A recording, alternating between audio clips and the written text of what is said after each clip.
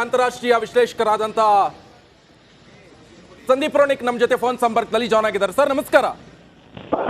ನಮಸ್ಕಾರ ಸರ್, ಈಗ ವಿದ್ಯಾರ್ಥಿಗಳ ವಾದ ಬಹಳ ಪ್ರಮುಖವಾಗಿರ್ತಾ ಇರುವಂತದ್ದು ಮೂರನೇ ತಲೆಮಾರಿಗೂ ಮೀಸಲಾತಿ ಯಾಕೆ ಅಂತ ಕೇಳ್ತಾ ಇದ್ದಾರೆ ಅವರು. ಇನ್ನೊಂದು ಕಡೆಯಲ್ಲಿ ಅಲ್ಲಿನ ಸರ್ಕಾರ ಬಿಡ್ತಾ ಇಲ್ಲ. ಈಗ ಯಾವ ತರ ಈ ದ್ವಂದ್ವ ನಿಲುವಂತ? ಈ ದ್ವಂದ್ವ ನಿಲುವಿಗೆ ಕಾರಣ ಅಲ್ಲಿ ಇರ್ತಕ್ಕಂಥ ಸ್ವಾತಂತ್ರ್ಯ ಹೋರಾಟಗಾರರಿಗೆ ಅವರ ಕುಟುಂಬದವರಿಗೆ 3 ತಲೆಮಾರವರೆಗೂ ಕೊಡಬೇಕು ಅಂತಕ್ಕಂಥದ್ದು ಈಗಿನ ಅಧ್ಯಕ್ಷ ಅವರ ಹಸೀನಾರವರ ತೀರ್ಮಾನ ಮತ್ತು ಅವ್ರ ಪಕ್ಷದ ತೀರ್ಮಾನ. ಬಟ್ ಇದು ರಾಜಕೀಯ ತಿರುವನ್ನ ತೆಗೆದುಕೊಂಡು ವಿದ್ಯಾರ್ಥಿಗಳು ಇದಕ್ಕೆ ವಿರೋಧಿಸ್ತಕ್ಕಂಥದ್ದು ಕಾರಣ ಸಹಜವಾದದ್ದು. ಕಾರಣ ಅಲ್ಲಿ ನಿರುದ್ಯೋಗ ಇದೆ, ಬಡತನ ಇದೆ, ಮತ್ತೆ ಒಂದು ರಾಜಕೀಯವಾದ ಅಸ್ಥಿರತೆ ಅಂತಕ್ಕಂಥದ್ದು ಬಾಂಗ್ಲಾದೇಶಕ್ಕೆ ಒಂದು ರೀತಿ ಶಾಪ ಇದ್ದಂಗೆ. ಯಾಕೆಂದ್ರೆ ಎಲ್ಲೆಲ್ಲಿ ವಿದ್ಯಾರ್ಥಿಗಳು ಈ ರೀತಿಯ ಪ್ರತಿಭಟನೆಯನ್ನು ಮಾಡ್ತಾರೋ ಅಲ್ಲಿ ಅದು ಹಿಂಸಾಚಾರದ ರೂಪದಲ್ಲಿ ಪರಿವರ್ತನೆಗೊಂಡು ಬಾಂಗ್ಲಾದೇಶಕ್ಕೆ ಅದು ಒಂದು ಹಿನ್ನಡೆಯನ್ನ ಮಾಡ್ತಾ ಬಂದಿದೆ. ಪಾಕಿಸ್ತಾನಕ್ಕೆ ಹೋಲಿಸಿದ್ರೆ ಬಾಂಗ್ಲಾದೇಶದಲ್ಲಿ ಒಂದು ರೀತಿಯಲ್ಲಿ ಡೆಮೋಕ್ರಸಿ ಅಥವಾ ಮಿಲಿಟರಿ ನೇತೃತ್ವದ ಒಂದು ಪ್ರಜಾಪ್ರಭುತ್ವ ಅಂತಕ್ಕಂಥದ್ದನ್ನ ನಾವು ಹೇಳ್ಬೋದು. ಸೊ ಅದರಿಂದ ಇದು ಹೊಸದೇನಲ್ಲ. ಬಾಂಗ್ಲಾದೇಶದಲ್ಲಿ ಅಧ್ಯಕ್ಷರ ವಿರುದ್ಧ ಮತ್ತೆ ಮಿಲಿಟರಿ ಒಂದು ಸಪೋರ್ಟ್ ಇಲ್ಲದೆ ವಿದ್ಯಾರ್ಥಿಗಳು ಈ ರೀತಿಯ ಒಂದು ಚಳವಳಿಯನ್ನ ಮಾಡ್ಲಿಕ್ಕೆ ಸಾಧ್ಯ ಇಲ್ಲ. ನನ್ನ ಪ್ರಕಾರ ಇದು ಮಿಲಿಟರಿ ಪ್ರೇರಿತವಾದ ಒಂದು ಒತ್ತಡ ಅವ್ರ ಮೇಲೆ. ಕಾರಣ ನೂರಾರು ವಿದ್ಯಾರ್ಥಿಗಳು ಅವರನ್ನ ಸಾವಿಗೆ ಒಳಗಾಗಿದ್ದಾರೆ. ಅದರಿಂದ ಜನರ ಆಕ್ರೋಶ 13 ಜಿಲ್ಲೆಗಳಲ್ಲಿ ಇದು ತಲುಪಿದೆ ಅಂತಕ್ಕಂಥದ್ದು ವರದಿಯಾಗಿದೆ. ಈ 13 ಜಿಲ್ಲೆಗಳಲ್ಲಿ ಇರ್ತಕ್ಕಂಥ ಈ ಒಂದು ಏನು ಆಕ್ರೋಶ ಇದೆ ಅದು ಇನ್ನೂ ಹೆಚ್ಚಿನ ರೀತಿಯಲ್ಲಿ ಹಿಂಸಾಚಾರವ ಅಥವಾ ಇನ್ಯಾವುದೇ ರೀತಿಯಲ್ಲಿ ತಿರುವನ್ನು ತೆಗೆದುಕೊಂಡು ಬಾಂಗ್ಲಾದೇಶಕ್ಕೆ ಕಷ್ಟವಾಗುತ್ತೆ. ಮತ್ತು ಅಂತಾರಾಷ್ಟ್ರೀಯ ಮಟ್ಟದಲ್ಲಿ ಬಾಂಗ್ಲಾದೇಶದ ಒಂದು ಏನು ಒಂದು ಗೌರವ ಇದೆ ಅಥವಾ ಅದರ ಒಂದು ಸ್ಥಾನಮಾನ ಇದೆ, ಅಲ್ಲಿ ಭದ್ರತೆ ಇದೆ, ಅದರ ಬಗ್ಗೆ ಅನುಮಾನ ಬರುತ್ತೆ ಅಂತ ಕಾರಣದಿಂದ ಹಾಗಾಗಿ ಮಿಲಿಟರಿ ಪ್ರವೇಶವನ್ನ ಮಾಡಿ ಅಧ್ಯಕ್ಷರಿಗೆ ಒತ್ತಡವನ್ನ ಮಾಡ್ತಾರೆ. ಈಗ ಅಧ್ಯಕ್ಷರಿಗೆ ಒತ್ತಡ ಬಂದಿರತಕ್ಕಂತಹದ್ದು ವಿದ್ಯಾರ್ಥಿಗಳದ್ದು ಒಂದಾದ್ರೆ ಮಿಲಿಟರಿ ಅವರಿಂದಲೂ ಸಹ ಅವರಿಗೆ ಜನರ ಒಂದು ಆಕ್ರೋಶದನ್ನ ತಡೆಯಲಿಕ್ಕೆ ಇದೊಂದು ಇಮಿಡಿಯೇಟ್ ಆಗಿ ಒಂದು ಇಲ್ಲಿ ಬಹಳ ಪ್ರಮುಖ ಆಗಿರುವಂತದ್ದು ಯಾಕೆ ಇವರು ಮೀಸಲಾತಿಯನ್ನ ಕೊಡೋಕೆ ಹೊರಟಿದ್ದಾರೆ, ಅದನ್ನು ಸ್ಟಾಪ್ ಮಾಡ್ತಾ ಇಲ್ಲ ಯಾಕೆ ಅಂತ ಕೇಳ್ತಾ ಇರುವಂತ ಪ್ರಶ್ನೆ ಇಲ್ಲಿ. ಅಲ್ಲ, ಅವರ ಉದ್ದೇಶ ಏನಂತಂದ್ರೆ ಸರ್ಕಾರಕ್ಕೆ ಏನ್ ಲಾಭ ಅಂತ.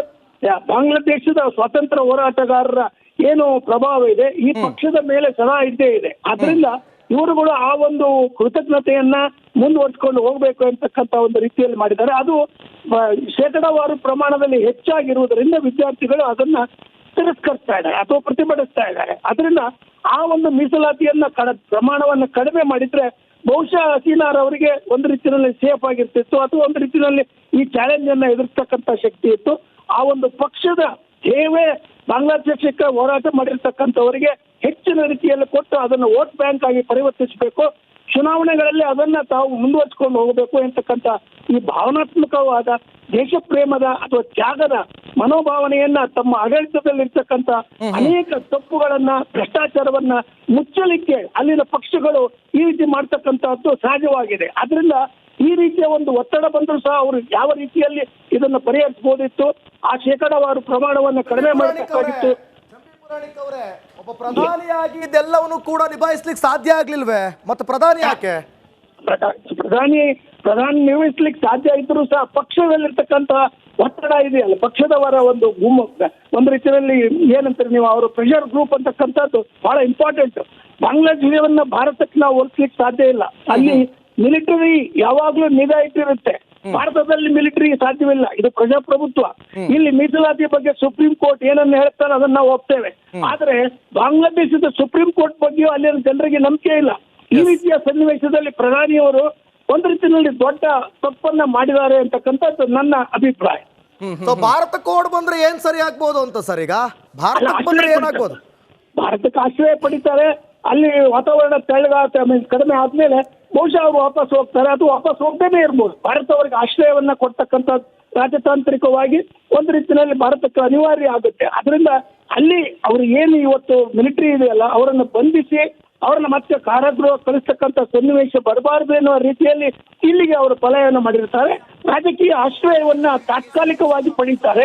ಮುಂದೆ ಈ ರೀತಿಯ ಅನೇಕ ಸನ್ನಿವೇಶಗಳನ್ನು ನಾವು ಹಿಂದೆ ನೋಡಿರೋದ್ರಿಂದ ಮುಂದೆ ಅಲ್ಲಿ ವಾತಾವರಣ ತಿಳಿಯಾದಾಗ ಮತ್ತೆ ಈ ಪಕ್ಷದ ಏನು ಬೆಂಬಲಿಗರಿದ್ದಾರೆ ಅಥವಾ ಅಲ್ಲಿರ್ತಕ್ಕಂಥ ಪ್ರತಿನಿಧಿಗಳಿದ್ದಾರೆ, ವಿಧಾನಸಭೆಯಲ್ಲಿದ್ದಾರೆ, ಅವರುಗಳು ಮತ್ತೆ ಒಂದು ರೀತಿಯಲ್ಲಿ ಒಗ್ಗಟ್ಟನ್ನಾಗಿ ವಿರೋಧ ಪಕ್ಷಗಳನ್ನು ಎದುರಿಸಲಿಕ್ಕೆ ಹೋಗ್ತಾರೆ. ಆದ್ರಿಂದ ಸದ್ಯಕ್ಕಂತೂ ಮಿಲಿಟರಿ ಆಡಳಿತ ಅನಿವಾರ್ಯ.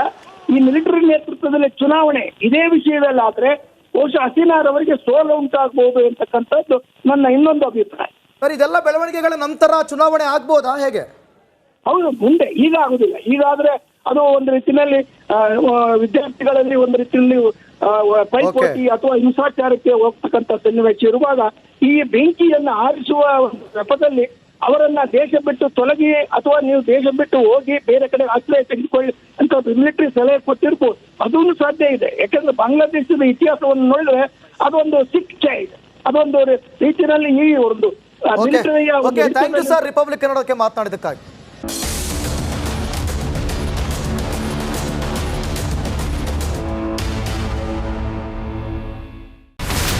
ಇಲ್ಲಿರುವಂತ ಈ ಒಂದು ಗುಡ್ಡ ಕುಸಿದ ಪರಿಣಾಮ ಯಾವ ರೀತಿಯಾಗಿತ್ತು ಅಂತಂದ್ರೆ ಗಂಗಾವಳಿ ನದಿ ಪಕ್ಕದಲ್ಲಿರುವಂತಹ ಉಳುವರ್ ಎನ್ನುವ ಗ್ರಾಮ ಸಂಪೂರ್ಣವಾಗಿ ಇವತ್ತು ನಾಶ ಆಗಿದೆ. ಮನೆ ಮಠ ಏನಿಲ್ಲ, ಎಲ್ಲ ಹೋಗ್ಬಿಟ್ಟಿದೆ. ಇವತ್ತು ರಿಪಬ್ಲಿಕ್ ಕನ್ನಡ ಮಾಡಿದಂತಹ ಒಂದು ವರದಿಯಿಂದಾಗಿ ಎಚ್ಚೆತ್ತುಕೊಳ್ಳುವಂತ ಕೆಲಸ ಸರ್ಕಾರ ಮಾಡಿದೆ, ಸಚಿವರು ಕೂಡ ಮಾಡಿದ್ದಾರೆ. 2 ಗಂಟೆಗೆ ಸುದ್ದಿ ಮೂಡಿಸಿದ್ದು 6 ಗಂಟೆಗೆ ಎಲ್ಲ ಸಚಿವರು ಮಿನಿಸ್ಟರ್ ಎಲ್ಲ ಬಂದು ಇಲ್ಲಿ ನೋಡೋಗಿದ್ದಾರೆ. ಎಲ್ಲಾ ಜನರಿಗೂ 1,20,000 ಮತ್ತೆ ಅವರಿಗೆ ಮನೆಗೆ 5 ಲಕ್ಷ. ಈ ಸುದ್ದಿಯನ್ನ ಎಲ್ಲ ಒಂದು ಅಧಿಕಾರಿಗಳಿಗೆ ಮುಟ್ಟಿಸಿದಕ್ಕಾಗಿ ರಿಪಬ್ಲಿಕ್ ಕನ್ನಡ ಟಿವಿಗೆ ಧನ್ಯವಾದ ಹೇಳಿ ಇಷ್ಟಪಡ್ತೇವೆ. ಮನೆಯೂ ಕೊಡ್ತೇವೆ, ಮಕ್ಕಳ ಶಿಕ್ಷಣಕ್ಕೆ ತೊಂದರೆ ಆಗದೆ ಇದ್ದಂಗೆ ಹೆಲ್ಪ್ ಮಾಡ್ತೇವೆ. 1,20,000 ಮನೆ ಯಾರ್ದ್ರ ಡ್ಯಾಮೇಜ್ ಆಗಿದೆ ಅದನ್ನ ಕೊಡ್ತೀವಿ ಅಂತ ಒಪ್ಕೊಂಡಿದ್ದಾರೆ. ನಮ್ಮ ಕಷ್ಟಕ್ಕೆ ನೀವು ರಿಪಬ್ಲಿಕ್ ಕನ್ನಡದವರಾದಂತ ನೀವು ನೆರವಾಗಿರ್ತೀವಿ ನಾವು ನಂಬಿದ್ದೇವೆ. ಅವರಿಗೆ ಸೂರನ್ನ ಕಲ್ಪಿಸಿ ಕೊಡೋವರೆಗೂ ಕೂಡ ರಿಪಬ್ಲಿಕ್ ಕನ್ನಡ ಅವರಿಗೆ ಧ್ವನಿಯಾಗಿ ನಿಲ್ಲುವಂತ ಕೆಲಸವನ್ನ ಮಾಡುತ್ತೆ.